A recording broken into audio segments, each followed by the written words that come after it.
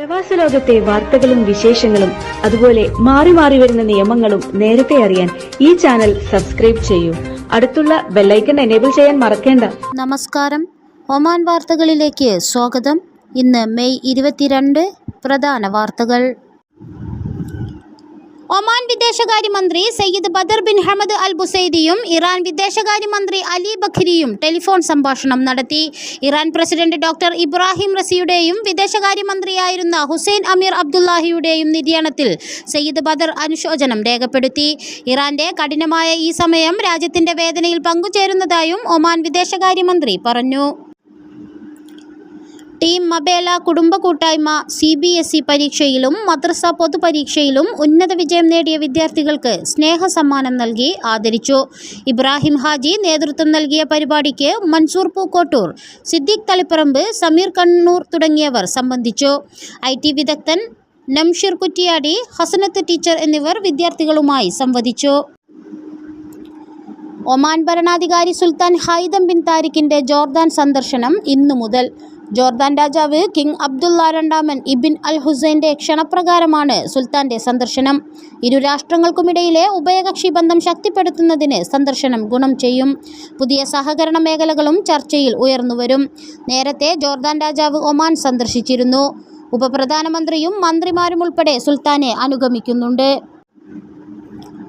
Oman വിദ്യാഭ്യാസ മന്ത്രി doctor മാദിഹ ബിൻത്ത് Ahmed അൽ ഷൈബാനിയും Indian ambassador Amit നാരംഗും കൂടിക്കാഴ്ച നടത്തി. വിദ്യാഭ്യാസ മേഖലയിലെ സഹകരണം വർദ്ധിപ്പിക്കുന്നത് സംബന്ധിച്ച് ഇരുവരും ചർച്ച നടത്തി. മേഖലയിൽ ബന്ധം ശക്തിപ്പെടുത്തുന്നത് സംബന്ധിച്ചുള്ള ചർച്ചകളും ഉയർന്നുവന്നു. ഒമാനിലെ ഇന്ത്യൻ സ്കൂളുകൾക്ക് വിദ്യാഭ്യാസ മന്ത്രാലയം നൽകി വരുന്ന മികച്ച പിന്തുണകൾക്ക് അമിത് നാരംഗ് നന്ദി രേഖപ്പെടുത്തി. ഉന്നത ഉദ്യോഗസ്ഥരും കൂടിക്കാഴ്ചയിൽ സന്നിധരായിരുന്നു. ഹെലികോപ്റ്റർ അപകടത്തിൽ ഇറാൻ പ്രസിഡന്റ് ഇബ്രാഹിം റൈസി കൊല്ലപ്പെട്ട സംഭവത്തിൽ അനുശോചനം രേഖപ്പെടുത്തി ഒമാൻ സംഘം മസ്കത്തിലെ ഇറാൻ എംബസി സന്ദർശിച്ചു. വിദേശകാര്യ മന്ത്രാലയം under secretary Sheikh Khalifa bin Ali Al ഹർത്തിയുടെ നേതൃത്വത്തിൽ ഉന്നതതല സംഘം എംബസിയിലെ നയതന്ത്ര ഉദ്യോഗസ്ഥരെ കണ്ട് അനുശോചനം രേഖപ്പെടുത്തി. നേരത്തെ ഒമാൻ ഭരണാധികാരി സുൽത്താൻ ഹൈതം ബിൻ താരിഖ് അനുശോചനം അറിയിച്ച് ഇറാൻ സുപ്രീം ലീഡർ അലി ഖാംനയ്ക്ക് സുൽത്താൻ സന്ദേശം അയച്ചിരുന്നു.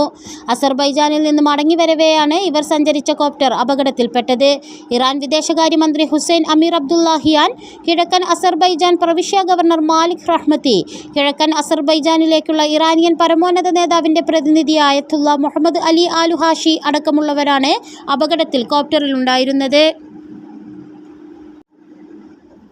ഇന്ത്യൻ സയൻസ് ഫോറം സംഘടിപ്പിച്ച 2 ദിവസത്തെ വാർഷിക science fest 2024 national university of science and ടെക്നോളജിയിൽ സമാപിച്ചു. റോളിംഗ് ട്രോഫി ബൗഷർ ഇന്ത്യൻ സ്കൂളിന് ലഭിച്ചു. ഒമാനിലെ 21 ഇന്ത്യൻ സ്കൂളുകളിൽ നിന്ന് 3000-ഓളം കുട്ടികൾ പങ്കെടുത്തു. ഐക്യരാഷ്ട്രസഭ CCDയുടെ A20 global land initiative coordination office director doctor Murali Thummarukudy മുഖ്യാതിഥിയായിരുന്നു. മസ്കത്ത് നഗരസഭാ കൗൺസിൽ അംഗം ഫൈസൽ അലി ഇബ്രാഹിം അൽ ബലൂഷിയും Oman environment society vice president Rumaida Al ബുസൈദിയും വിശിഷ്ടാതിഥികളായിരുന്നു. എല്ലാവരെയും പരിസ്ഥിതി സംരക്ഷണത്തിന് ബോധവൽക്കരിക്കുന്നതാണ് ഇത്തവണത്തെ സന്ദേശമെന്ന് ISF chairman doctor J Ratnakumar പറഞ്ഞു. 2017 ഒമാനിലെത്തിയ തിരുവനന്തപുരം കാട്ടാക്കട സ്വദേശി ബിനു രത്നാകരൻ വർഷങ്ങൾ നീണ്ട ദുരിത ജീവിതത്തിന് ശേഷം ICFന്റെ കാരുണ്യത്തണലിൽ നാടണഞ്ഞു. മബേലയിലെ ഒരു കമ്പനിയിൽ ജോലി തേടിയെത്തിയ ബിനുവിന് 7 മാസം മാത്രമായിരുന്നു അവിടെ ജോലിയുണ്ടായിരുന്നത്. 7 മാസത്തിന് ശേഷം തുടർന്ന് ജോലിയില്ലെന്ന് പറഞ്ഞ് കമ്പനി കൈവിട്ടപ്പോൾ ഒമാന്റെ വിവിധ ഭാഗങ്ങളിൽ ചെറിയ ജോലികൾ ചെയ്തും ജോലിയില്ലാതെയും വർഷങ്ങൾ തള്ളി നീക്കി. മനം നിറയെ സ്വപ്നങ്ങളുമായി ഒമാനിലെത്തി കൂലിയുമില്ലാതെ പ്രയാസപ്പെട്ട ബിനീഷ് ഒടുവിൽ ICFന്റെ ഇടപെടൽ വഴി നാടണയുകയാണ്. സൗജന്യ ടിക്കറ്റും നിയമസഹായങ്ങളും നൽകി ബിനുവിനെ നാട്ടിലെത്തിച്ചിരിക്കുകയാണ് ICF. സമ്പാദ്യങ്ങളൊന്നുമില്ലെങ്കിലും പ്രയാസങ്ങൾ തരണം ചെയ്ത് നാട്ടിലെത്താനുള്ള സാഹചര്യം ഒത്തുവന്നതിൻ്റെ സന്തോഷത്തിലാണ് ബിനു. ഒമാനിൽ വരുന്ന 5 വർഷം കൊണ്ട് പുതിയ 6 വിമാനത്താവളങ്ങൾ കൂടി നിർമ്മിക്കാൻ പദ്ധതി. റിയാദിൽ നടക്കുന്ന ഫ്യൂച്ചർ ഏവിയേഷൻ ഫോറത്തിൽ Oman civil aviation authority president engineer Al അബ്രിയാണ് ഇക്കാര്യം വ്യക്തമാക്കിയത്. പുതുതായി നിർമ്മിക്കുന്ന വിമാനത്താവളങ്ങളിൽ ഭൂരിഭാഗവും 2028-29 വർഷത്തോടെ പ്രാബല്യത്തിൽ വരുമെന്നും ഇതോടെ രാജ്യത്തെ വിമാനത്താവളങ്ങളുടെ എണ്ണം 13ആയി ഉയരുമെന്നും അദ്ദേഹം പറഞ്ഞു. കൂടുതൽ വിമാനത്താവളങ്ങൾ വരുന്നതോടെ രാജ്യത്തെ വിമാനയാത്രക്കാരുടെ എണ്ണത്തിൽ ഗണ്യമായ വർധനവുണ്ടാകും. ഉണ്ടാകും. നിലവിൽ 17 ദശലക്ഷമാണ് വർഷത്തിൽ ശരാശരി യാത്രക്കാരുടെ എണ്ണം. 2040ഓടെ യാത്രക്കാർ 50 ദശലക്ഷത്തിലെത്തുമെന്ന് പ്രതീക്ഷിക്കുന്നതായും അൽ അബ്രി പറഞ്ഞു. വരാനിരിക്കുന്ന വിമാനത്താവളങ്ങൾ അന്താരാഷ്ട്ര വിമാനങ്ങളെ ആകർഷിക്കുന്നതാകും. ലോജിസ്റ്റിക്, ടൂറിസം മേഖലയുടെ വളർച്ചയും ഇതോടൊപ്പം സാധ്യമാക്കും. വരാനിരിക്കുന്ന കൊടും ചൂടിൽ നിന്നും തൊഴിലാളികൾക്ക് സംരക്ഷണമൊരുക്കാൻ അടുത്ത മാസം 1 മുതൽ മധ്യാഹ്ന വിശ്രമം പ്രാബല്യത്തിൽ വരും. ഉയർന്ന താപനില രേഖപ്പെടുത്താറുള്ള സമയമാണ് വിശ്രമത്തിനായി അനുവദിച്ചത്. ഉച്ചയ്ക്ക് 12:30 മുതൽ 3:30 വരെയാണ് വിശ്രമ സമയം. 3 മണിക്കൂർ ഇടവേള പുറം ജോലിക്കാരായ തൊഴിലാളികൾക്ക് ഏറെ ആശ്വാസകരമാകും. ഈ സമയത്ത് തൊഴിലാളികളെ ജോലിയെടുപ്പിക്കുന്നത് തൊഴിലാളികളോടുള്ള അവകാശ ലംഘനമാണെന്നും അധികൃതർ വ്യക്തമാക്കിയിട്ടുണ്ട്. 100 റിയാൽ മുതൽ 500 റിയാൽ വരെ ശിക്ഷ ലഭിക്കുന്ന കുറ്റമാണിത്. 1 വർഷത്തിൽ കൂടുതൽ തടവും ഇതിന് ശിക്ഷയുണ്ട്. നിയമലംഘനം ആവർത്തിച്ചാൽ പിഴയും ഇരട്ടിയാകും. തൊഴിലാളികൾക്ക് വിശ്രമത്തിനുള്ള സൗകര്യങ്ങൾ ഒരുക്കാത്ത കമ്പനികൾക്കെതിരെയും നടപടി സ്വീകരിക്കും. തൊഴിൽ സമയങ്ങളിൽ ശരീരത്തിലെ ജലാംശം കുറയുന്നത് ഒഴിവാക്കാൻ വെള്ളം വിതരണം ചെയ്യണമെന്ന നിർദ്ദേശം കർശനമാക്കുമെന്നും അധികൃതർ അറിയിച്ചിട്ടുണ്ട്. ചൂട് ശക്തമായ സാഹചര്യത്തിൽ സർക്കാർ നടത്തിയ പ്രഖ്യാപനം മലയാളികളടക്കമുള്ള കെട്ടിട നിർമ്മാണ തൊഴിലാളികൾക്ക് വലിയൊരു ആശ്വാസമായി മാറും. വ്യാജ വെബ്സൈറ്റുകളെക്കുറിച്ച് മുന്നറിയിപ്പ് നൽകി റോയൽ ഒമാൻ പോലീസ്. വിവിധ സർക്കാർ വെബ്സൈറ്റുകളുടെ രൂപത്തിലുള്ള വ്യാജ പോർട്ടലുകൾ നിർമ്മിച്ച് ആളുകളുടെ ബാങ്ക് വിവരങ്ങൾ ശേഖരിക്കുകയും അതുവഴി പണം അപഹരിക്കുകയും ചെയ്യുന്നതായി പോലീസ് മുന്നറിയിപ്പിൽ പറയുന്നു. വെബ്സൈറ്റുകൾ വഴിയോ സാമൂഹിക മാധ്യമങ്ങൾ വഴിയോ ബാങ്ക് വിവരങ്ങളോ മറ്റോ കൈമാറരുതെന്നും പോലീസ് അറിയിച്ചു. സെൻസിറ്റീവ് ഡാറ്റയും സ്വകാര്യതയും സംരക്ഷിക്കുന്നതിന് ഇക്കാര്യത്തിൽ ആവശ്യമായ മുൻകരുതലുകൾ സ്വീകരിക്കണം.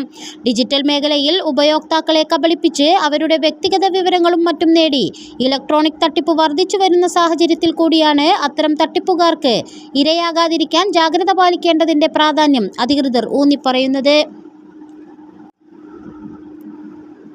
പാസ്പോർട്ട് സേവനങ്ങൾ ഉൾപ്പെടെ ഇബ്രിയിലെയും പരിസരങ്ങളിലെയും ഇന്ത്യക്കാരായ പ്രവാസികൾക്ക് ആവശ്യമായ സഹായങ്ങൾ ലഭ്യമാക്കുന്നതിന് ഇന്ത്യൻ എംബസി ഉദ്യോഗസ്ഥൻ വെള്ളിയാഴ്ച ഇബ്രിയിൽ സിറ്റിംഗ് നടത്തും. ഇബ്രി ഇന്ത്യൻ സ്കൂളിൽ രാവിലെ 10 മുതൽ ഉച്ചയ്ക്ക് 1 മണി വരെയും ഉച്ചയ്ക്ക് 2 മണി മുതൽ വൈകിട്ട് 4 മണി വരെയുമാണ് സിറ്റിംഗ് സമയം. പാസ്പോർട്ട്, അറ്റസ്റ്റേഷൻ, മറ്റ് കോൺസുലാർ സേവനങ്ങൾ തുടങ്ങിയവ ഉറപ്പുവരുത്തും. തൊഴിൽ മേഖലയിൽ ഉൾപ്പെടെ പ്രവാസികളുടെ പരാതികൾ എംബസി ഉദ്യോഗസ്ഥരെ അറിയിക്കുന്നതിനും അവസരമുണ്ടാകും. എന്നാൽ പാസ്പോർട്ട് പുതുക്കൽ സേവനങ്ങൾ സന്ദർശന വേളയിൽ ഉണ്ടാകില്ലെന്നും എംബസി അധികൃതർ അറിയിച്ചു. ഒമാനിൽ വാണിജ്യ ആവശ്യങ്ങൾക്കോ സർക്കാർ പദ്ധതികൾക്കോ ഡ്രോണുകൾ ഉപയോഗിക്കുന്നവർ സിവിൽ ഏവിയേഷൻ വിഭാഗം അംഗീകരിച്ച ഏതെങ്കിലും ട്രെയിനിംഗ് സെന്ററുകളിൽ നിന്ന് UAS ഉപയോഗിക്കുന്നതിനുള്ള പരിശീലനം പൂർത്തിയാക്കി സർട്ടിഫിക്കറ്റ് നേടിയവരായിരിക്കണം. ഇത് സംബന്ധിച്ച് സിവിൽ ഏവിയേഷൻ വിഭാഗം പുതിയ ഉത്തരവിറക്കി. അതേസമയം രാജ്യത്ത് സുരക്ഷിതമല്ലാത്ത രീതിയിൽ ഡ്രോണുകൾ ഉപയോഗിച്ചാൽ 600 ഒമാനി റിയാൽ വരെ പിഴയൊടുക്കേണ്ടി വരും. ഡ്രോണുകൾ ഉപയോഗിക്കാനുള്ള പെർമിറ്റിന് ഫീസ് അടയ്ക്കണം. 25 റിയാൽ മുതൽ 500 റിയാൽ വരെയാണ് ഫീസ് നിരക്കെന്നും സിവിൽ ഏവിയേഷൻ അതോറിറ്റി പുറത്തിറക്കിയ ചട്ടങ്ങളിൽ പറയുന്നു. സിവിൽ ഏവിയേഷൻ അതോറിറ്റിയുടെ അനുമതിയില്ലാതെ ഡ്രോണുകളോ അവയുടെ ഭാഗങ്ങളോ ഇറക്കുമതി ചെയ്യുകയോ നിർമ്മിക്കുകയോ ചെയ്യുന്നതും നിരോധിച്ചിട്ടുണ്ട്. ഡ്രോണുകൾ പറത്തുന്നതിന് അതോറിറ്റിയിൽ നിന്ന് ലൈസൻസ് നേടണം. സൈനിക സുരക്ഷാ അധികൃതർക്ക് അനുമതി ആവശ്യമില്ല. 250 ഗ്രാമിൽ കൂടുതൽ ഭാരമില്ലാത്ത ചിത്രമെടുക്കുന്ന ഉപകരണമോ ഡാറ്റ ശേഖരണത്തിനുള്ള സെൻസറുകളോ ഇല്ലാത്തവയും ഇതേ സവിശേഷതകളുള്ള കളിപ്പാട്ട ഡ്രോണുകളും കെട്ടിടത്തിനകത്ത് ഉപയോഗിക്കാനും അനുമതി വേണ്ട. 1 വർഷത്തേക്കാണ് ലൈസൻസ് നൽകുക. ഇത് പിന്നീട് പുതുക്കാം. അപേക്ഷകന് 18 വയസ്സ് പൂർത്തിയാകണം. ആളില്ലാ വിമാനം ഇൻഷ്വർ ചെയ്യപ്പെടുകയും അത് പറത്താനുള്ള പ്രത്യേക ലൈസൻസും വേണം.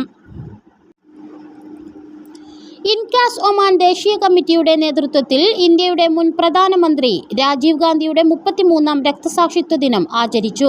ആധുനിക ഇന്ത്യയെ കെട്ടിപ്പടുക്കുന്നതിൽ നിർണായക പങ്കുവഹിച്ച രാജീവ് ഗാന്ധിയുടെ ഒരിക്കലും മറക്കാത്ത ഓർമ്മകൾക്ക് മുമ്പിൽ പ്രണാമമർപ്പിച്ചുകൊണ്ട് ഛായാചിത്രത്തിൽ പുഷ്പാർച്ചനയും പ്രാർത്ഥനയും നടത്തി. ഇന്ത്യയെ പുതുയുഗത്തിലേക്ക് നയിച്ച ദീർഘവീക്ഷണമുള്ള ക്രാന്തദർശിയായ ഭരണാധികാരിയായിരുന്നു രാജീവ് ഗാന്ധി എന്ന് ഇൻകാസ് ദേശീയ committee president advocate MK Prasad തന്റെ അനുസ്മരണ പ്രഭാഷണത്തിൽ ഓർമ്മിപ്പിച്ചു. ഇതോടുകൂടി ഇന്നത്തെ വാർത്തകൾ ഇവിടെ പൂർണ്ണമാവുന്നു. കൂടുതൽ ഒമാൻ വാർത്തകളും വിശേഷങ്ങളുമായി നാളെ വീണ്ടും കാണാം.